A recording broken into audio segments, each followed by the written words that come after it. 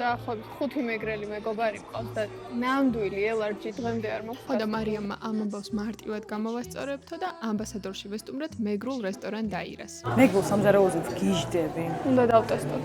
მე როგორც ვიცი, მეგრელებს ღომი უფრო უყვართ, მაგრამ მე ელარჯზე ვაფრენ. წავალ-წამო ელარჯზე გამირბის თვალი. ჩვენი გასტრონომიული მოგზაურობა სამეგრელოში ჯერ ჭიქა ღვინითა და ჭიქა ყავით დავიწყეთ. ჩვენთვის განსაკუთრებით სასიამოვნო ღია სამზარეულოს ხილვა იყო. ძალიან კი გვინდა და შიგნით შეპარვა, მაგრამ ამჯერად მხოლოდ ცქერით შემოვიფარგლეთ. ამას უსმინეთ.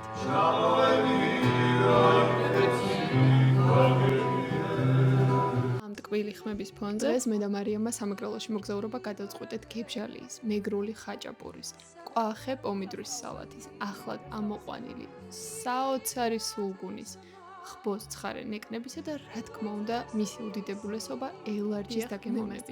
რომ რაც უფრო მეტად იწელება ელარჯი, მით უფრო გემრიელია. ჩემს გაოგნებულ სახეს არ ვიმჩნევ. მარიამის ელარჯმა გამოცდა ბრწყინვალედ ჩააბარა და შევუდექით დაგემოვნებას. თუ მეგრული ხაჭაპური, მკვახე პომიდრის სალათთან ერთად არ გაგისინჯავთ, დამიჯერეთ ამ ცხოვრებაში ძალიან ბევრი გაგვთ დაკარგული და აუცილებლად უნდა აინაზღაუროთ. გებჟალია პიტნის соусთან ერთად სხავროვი. აღფრთოვანებას ვერ მალავდით, ხაჭაპური პირში დნებოდა. ახლა კი გავაგრძელეთ დესერტებით. მე კენკრის ტორტზე შევაჩარე არჩევანი, ხოლო მარიამმა შოკმანჩაზე.